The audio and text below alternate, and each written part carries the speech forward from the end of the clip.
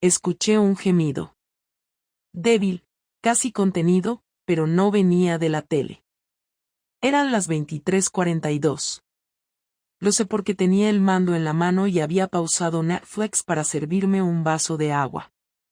Sergio ya se había metido en la cama, supuestamente agotado del gimnasio. Yo estaba sola en el salón, en pijama, con las luces apagadas y el sonido del televisor como único fondo, hasta que escuché eso. Al principio pensé que venía de la calle. Vivo en un primero, a veces se cuela algún ruido raro. Pero lo volví a oír. Un quejido suave, rítmico. Esta vez no había duda. Venía del dormitorio. Me quedé helada. No por miedo. Por pura incredulidad.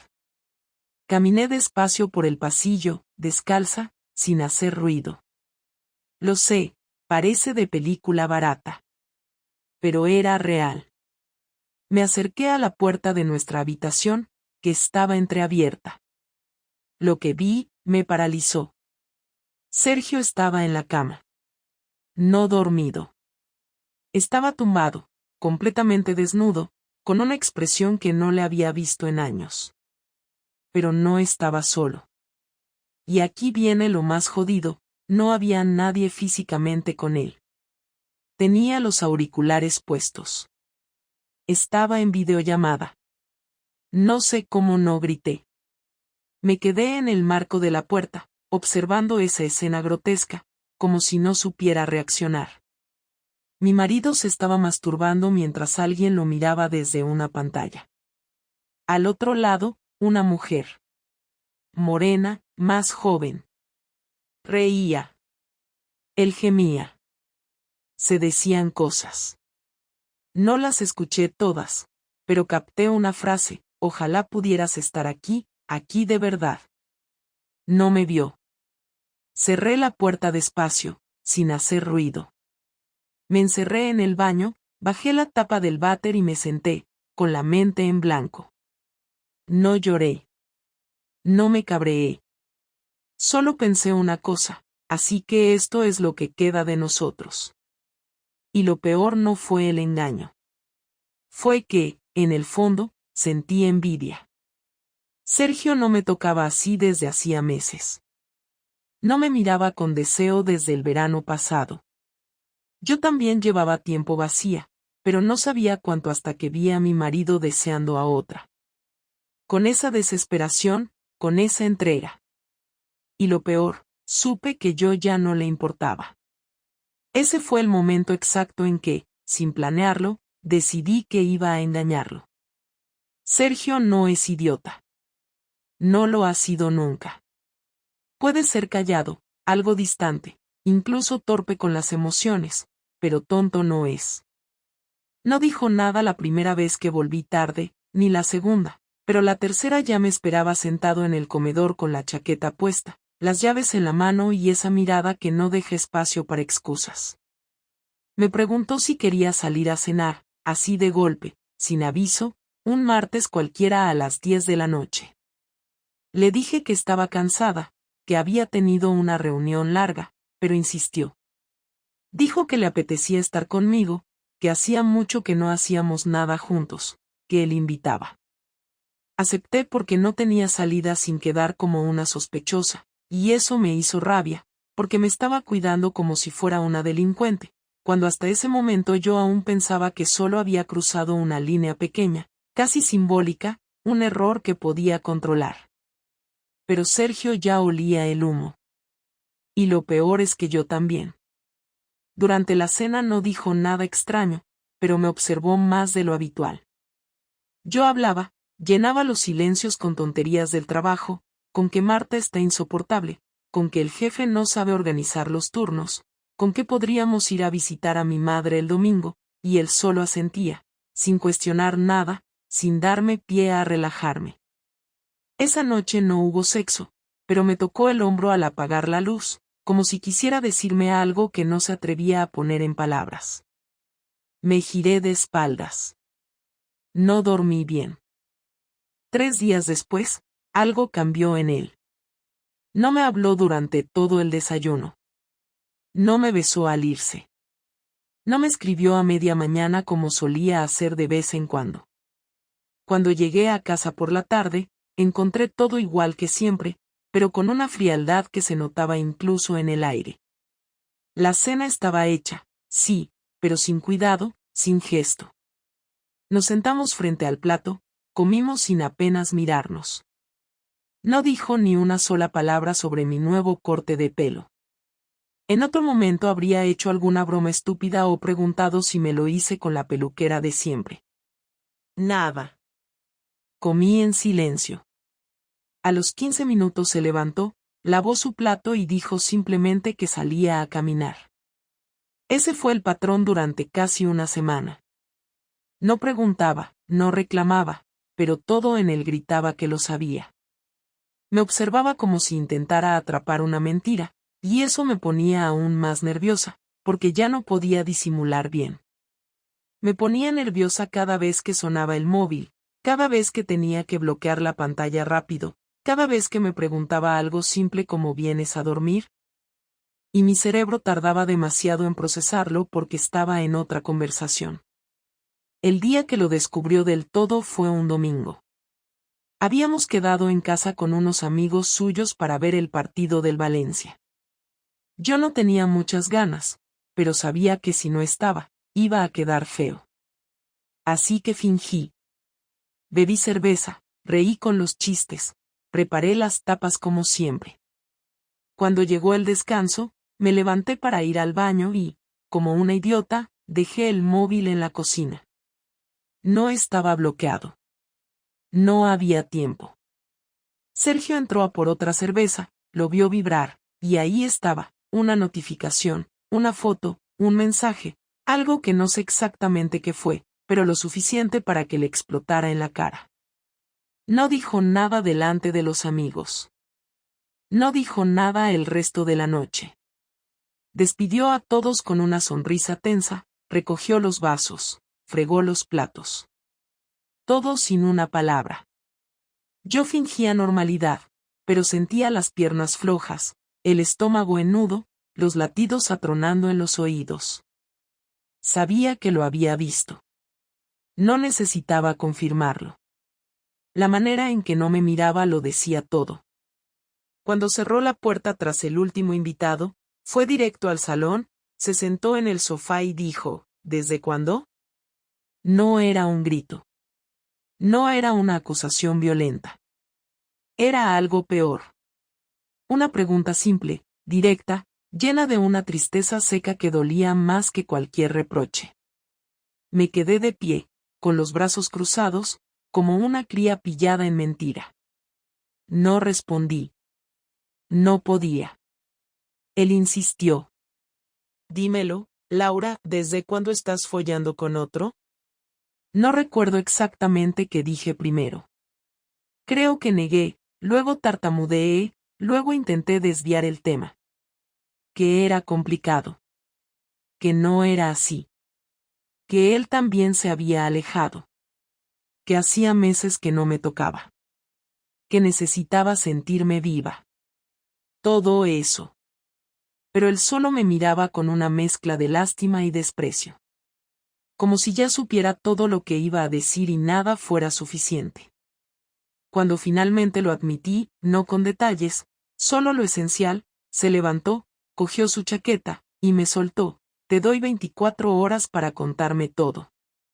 Y si no, lo contaré yo. A tus padres. A los tuyos. Al tipo ese. A todo el puto mundo. Se fue sin mirar atrás. No dormí. No porque tuviera miedo de que hablara, sino porque por primera vez en toda esta historia, sentí que lo iba a perder de verdad. Y lo peor de todo es que, no sabía si me importaba. No esperó ni 12 horas. Volvió a casa a las 7 de la mañana, con la misma ropa del día anterior y cara de no haber dormido. No me saludó, no preguntó nada, no se sentó. Entró, dejó las llaves sobre la mesa y fue directo al grano. No voy a jugar contigo, Laura. Siéntate. Habla. Todo. Ahora. No había espacio para respiros ni evasivas. Me senté en la silla del comedor como un estudiante ante el profesor cabreado, solo que esta vez lo que estaba en juego no era una nota, sino nuestra vida entera. Le dije que no sabía por dónde empezar, y me soltó sin pestañear. ¿Por el principio, dónde lo conociste? Respondí que fue en una cena de trabajo, que estaba sentado en la mesa de al lado, que empezamos a hablar y después nos agregamos en redes. Sergio rió, pero no de verdad. Fue esa risa forzada, sin humor, que usa cuando quiere dejar claro que lo que oye le parece una tomadura de pelo. ¿Una cena, redes sociales, y con eso ya acabaste en la cama? No supe qué contestar. Solo asentí, como si eso bastara. ¿Cuántas veces?, preguntó. Dije que no sabía, y fue la peor respuesta posible. Me gritó. El primer grito real de toda nuestra relación. No sabes. ¿Qué cojones significa eso, Laura, que no sabes? Fueron 10, fueron 20. ¿Te lo tiraste en mi coche, en mi cama, en casa de tus padres? Me levanté bruscamente de la silla, como si eso me devolviera el control de algo. Le dije que parara, que no podía seguir interrogándome así, que esto no era un juicio. Me miró con los ojos enrojecidos y dijo algo que aún hoy me cuesta borrar. No, Laura. Esto no es un juicio. Esto es un entierro. Me quedé en silencio, sin saber si sentarme, irme o golpear algo.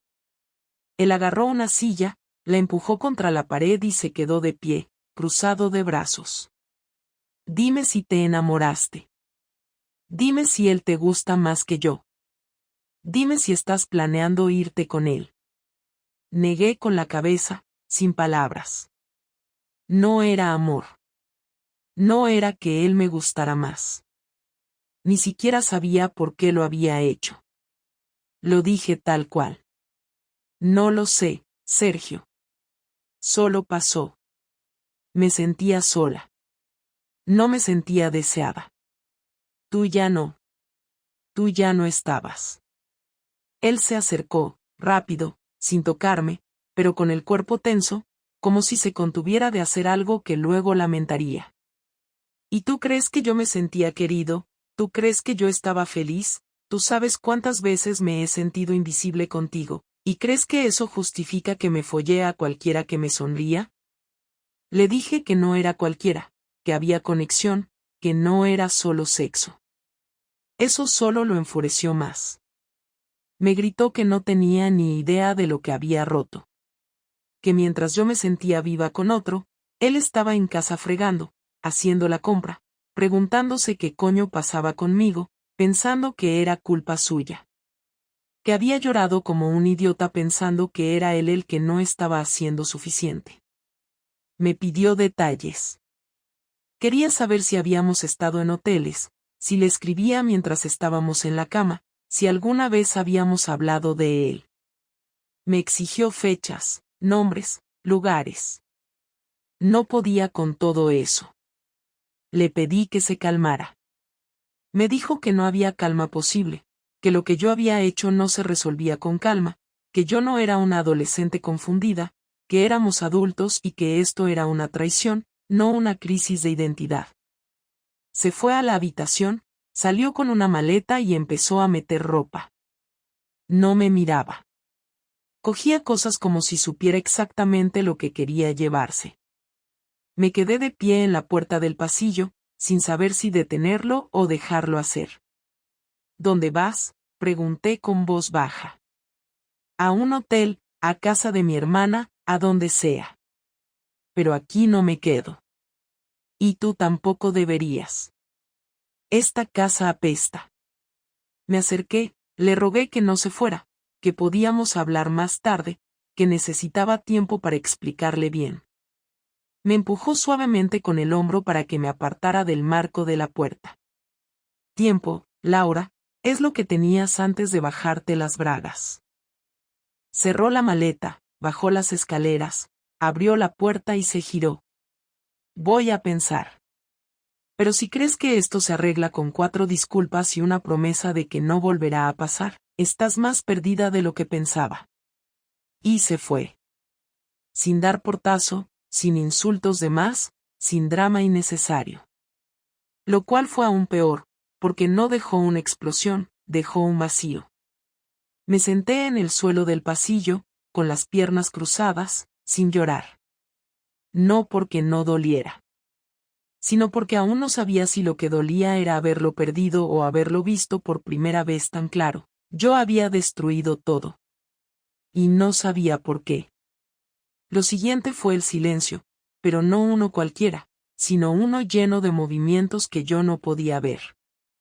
Sergio desapareció durante 2 días sin contestar llamadas ni mensajes, y aunque mi cabeza intentaba convencerse de que necesitaba tiempo para calmarse, en el fondo sabía que estaba tramando algo.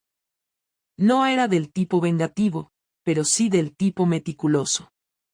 Siempre había sido así, callado, frío cuando se sentía herido, pero más efectivo que nadie cuando se lo proponía. Y cuando volvió a aparecer, no fue con gritos, ni con lágrimas, ni con preguntas.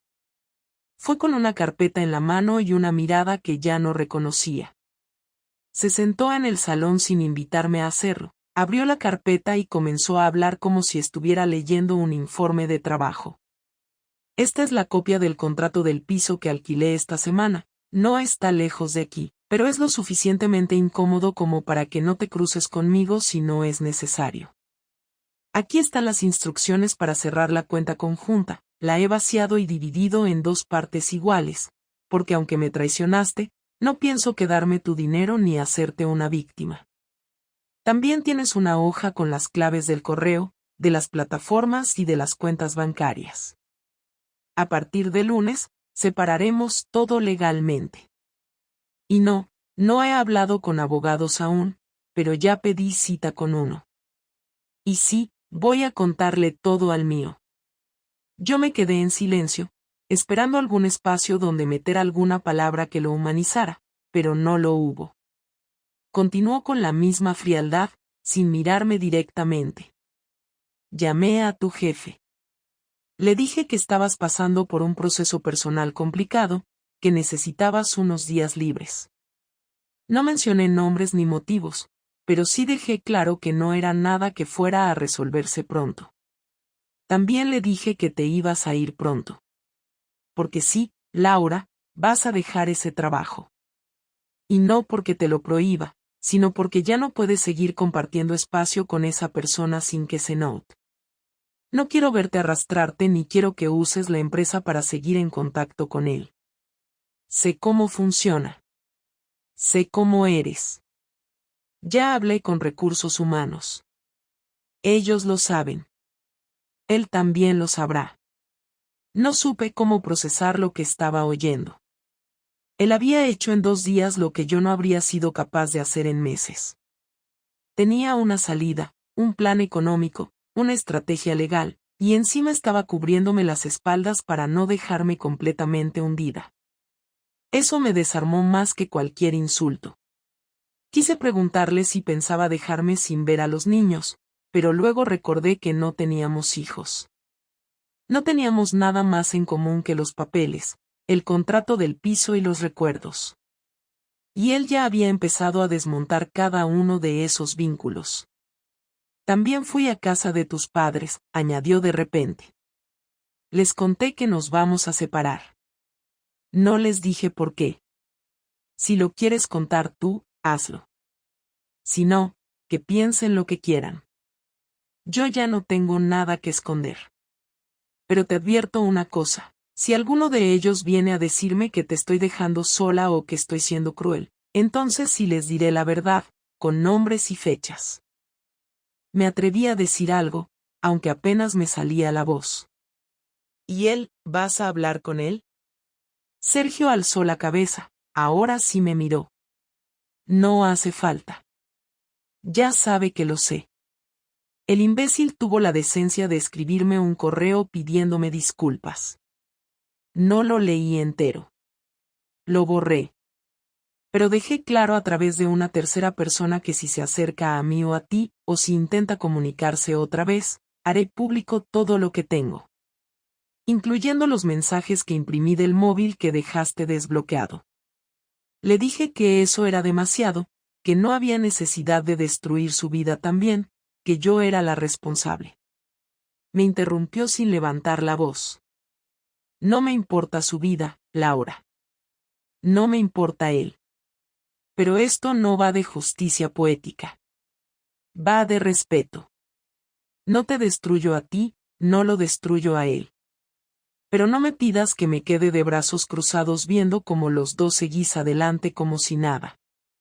Si vais a seguir, que sea fuera de todo lo que construimos tú y yo. Y si no vais a seguir, mejor. Porque si descubro que encima de todo esto, él también te usó, entonces sí vas a conocerme cabreado de verdad. Yo ya no sabía si llorar o quedarme en silencio. No lo estaba haciendo para herirme, eso era lo peor. Lo estaba haciendo para cerrarlo todo, para protegerse, para irse en paz. Me dijo que esa misma noche se iría al nuevo piso. Que dejaría las llaves del coche y cogería el otro. Que se llevaría solo su ropa y lo necesario. Y que volvería al día siguiente por el resto. Me pidió que no estuviera. No te odio, Laura, dijo al final, cuando ya se había levantado y estaba por irse. Pero no puedo quedarme con alguien que me eligió tampoco. Ni puedo fingir que esto es una fase. Porque no lo es. Es tu verdad. Y la mía es que ya no quiero estar contigo. Cerró la puerta sin mirar atrás. Esta vez no dejaba espacio para preguntas. Pasaron 5 días sin noticias. Ni un mensaje, ni una llamada, ni una señal. Dormía mal, comía por inercia, iba al trabajo como un fantasma que nadie se atrevía a mirar demasiado. Había pedido los días que él había gestionado con mi jefe, pero no aguanté el encierro y volví. No por necesidad económica, sino porque no sabía estar sola sin sentir que me estaba descomponiendo. Durante esos días no hablé con nadie. Ignoré las llamadas de mi madre, evité los grupos de WhatsApp, y cada vez que veía una foto antigua en el móvil, me daban ganas de tirarlo al suelo. No lloré mucho, porque ya no había energía para eso. Solo quedaba un peso enorme que no se quitaba ni con sueño ni con distracciones. El 6.º día por la tarde, me llegó un correo de Sergio. Escueto, directo, sin adjetivos. Pásate por casa mañana a las 18. Hablemos y cerramos lo que quede. Solo eso. Le respondí que sí, y volví a leer el mensaje al menos 10 veces durante la noche. A las 17:45 ya estaba allí. Llamé al timbre, él abrió sin decir nada y me dejó pasar. Todo estaba igual, pero también distinto. Había cajas cerca del sofá, su ropa ya no estaba en el perchero, y los imanes del frigorífico que comprábamos en cada viaje estaban en una bolsa de plástico. Me ofreció agua. Dije que no. Se sentó frente a mí. No te llamé antes porque no quería que habláramos en caliente. Ya tomé decisiones, y no quiero volver atrás. Pero creo que merecemos cerrar esto sin más gritos, sin reproches innecesarios. Asentí. No tenía fuerza para pelear nada. No estoy aquí para suplicar ni para convencerte de nada, dije. Lo sé, respondió, sin mirarme. Tampoco me interesa saber si sigues viéndolo. No me digas que ya no hablas con él. Me da igual. Yo ya estoy fuera de esa parte. Respiró hondo, luego bajó la voz. Lo que quiero saber es una sola cosa. No por rencor. Por comprensión, ¿en qué momento dejaste de quererme? Tardé en responder, porque no sabía cuál era la respuesta honesta. Lo pensé durante varios segundos, mirando al suelo. No dejé de quererte. Cambió la forma, pero no se fue.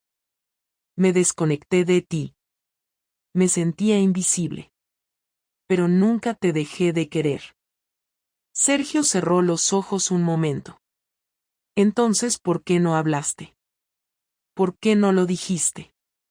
¿Por qué no me pediste que cambiáramos cosas? Que fuéramos a terapia. ¿Que hiciéramos algo? ¿Por qué preferiste meter a otra persona entre nosotros en vez de intentar arreglar lo nuestro? No supe qué decir. No había excusa válida. Porque no supe cómo. Porque pensé que tú tampoco tenías ganas. Porque cada vez que intentaba acercarme, tú estabas frío, o cansado, o pensando en otras cosas. Y en vez de enfrentar eso contigo, me fui por el camino fácil. Lo admití con vergüenza, sin dramatismo, porque era verdad. El camino fácil que rompió todo, dijo, sin rabia, solo con decepción. Hubo un silencio largo. Luego se puso serio. Te quiero.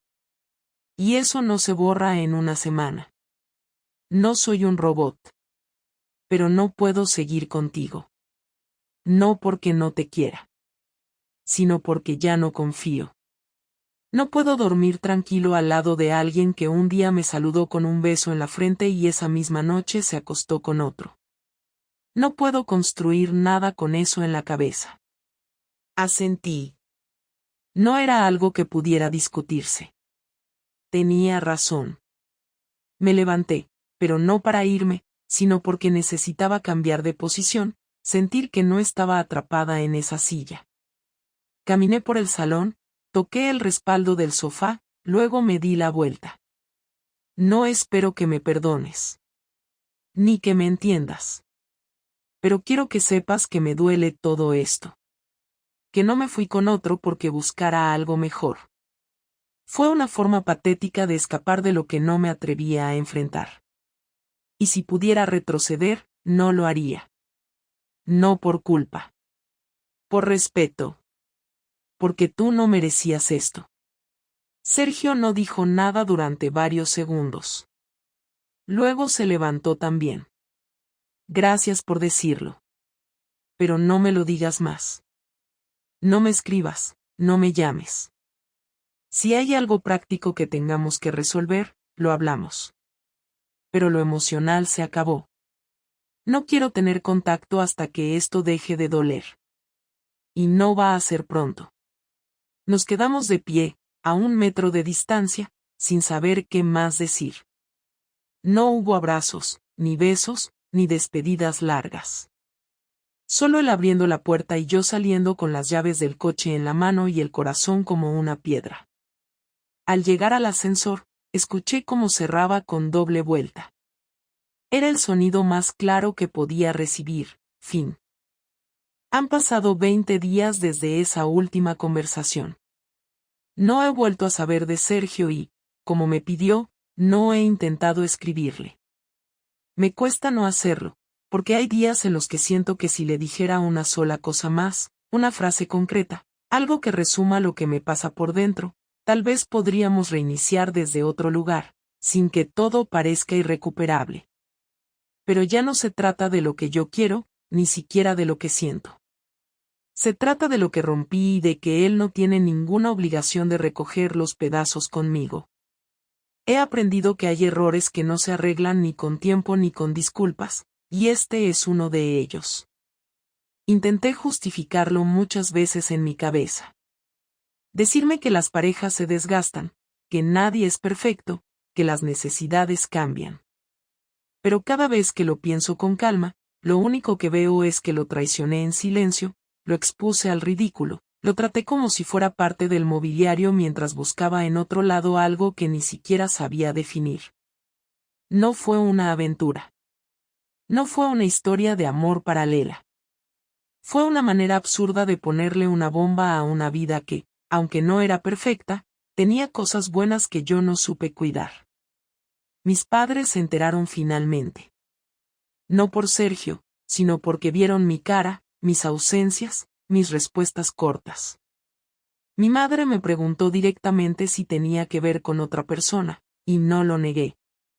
Ella no me juzgó, pero tampoco me consoló. Me dijo con calma que esperaba que fuera valiente para asumir las consecuencias, porque no todo se reduce a si uno se arrepiente o no. Hay daños que no se compensan con remordimiento. Mi padre, en cambio, no ha vuelto a hablarme desde entonces. No me grita, no me insulta, solo evita cualquier contacto conmigo. Y eso me duele de una forma que no esperaba, porque no lo hice contra ellos, pero sé que se sienten avergonzados. Han vivido toda la vida con una idea muy concreta de lo que es una familia, del respeto, de los límites, y lo que hice para ellos es directamente un acto de deslealtad imperdonable. Ni siquiera me preguntaron por el otro hombre. Supongo que entienden, como yo ahora, que eso fue lo de menos. Respecto a él, el otro, no volví a verlo. Después de que todo salió a la luz, se esfumó sin decir una palabra más. No intentó contactarme, ni disculparse, ni explicarse. Y aunque al principio sentí rabia por eso, ahora lo agradezco. No había nada que construir ahí. Fue un escape, una distracción, una fantasía tonta que se hizo real durante un rato pero que no tenía ningún sustento.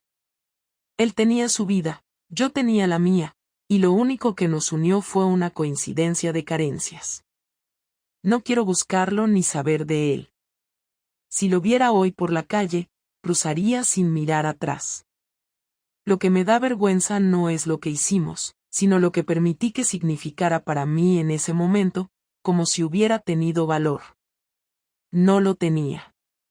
Nunca lo tuvo. He empezado a ir a terapia. No porque crea que con eso todo se arregla, sino porque necesito entender que hay en mí que me llevó a elegir destruir antes que hablar. En cada sesión sale algo distinto, desde inseguridades que arrastro desde antes de casarme hasta patrones de conducta que nunca cuestioné. No intento construir una versión más amable de mí misma, ni convencerme de que soy una víctima de nada. Solo intento mirar hacia adentro sin tener que justificar cada cosa con excusas que no sirven. Me doy cuenta de que había cosas que no estaba dispuesta a admitir, y por eso preferí la salida más cobarde, el engaño. Y eso no solo me convirtió en una persona que hizo daño, sino en alguien que se perdió el respeto a sí misma. No me siento orgullosa de nada de lo que pasó. Pero tampoco quiero vivir arrastrando esa culpa sin aprender nada. Si esto va a marcar mi vida, al menos que no sea solo por la ruina que dejó, sino por lo que cambió en mí después. Sergio ya ha iniciado el proceso de divorcio. No hemos discutido ningún punto. Lo acepté todo tal como lo propuso. No me interesa pelear por muebles, dinero o recuerdos. Lo que quiero es cerrar esto de forma limpia, sin volver a convertirlo en un campo de batalla. Si algún día se cruza conmigo en la calle y podemos saludarnos con respeto, me sentiré en paz. Si no, también lo entenderé. No estoy esperando redención. Solo quiero vivir sabiendo que, aunque no pueda borrar lo que hice, puedo evitar repetirlo. Tal vez más adelante pueda volver a construir una vida con alguien, pero ahora no es el momento.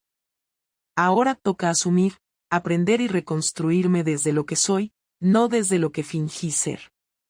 Y si alguien me pregunta qué aprendí de todo esto, no voy a decir que aprendí a valorar el amor, ni que me di cuenta tarde de lo que tenía. Lo que aprendí es más simple: cuando empiezas a guardar cosas que no puedes contar a la persona con la que compartes tu vida, ya estás fuera de ella, aunque aún estés durmiendo en la misma cama. Lo aprendí de la peor forma. Pero al menos lo aprendí.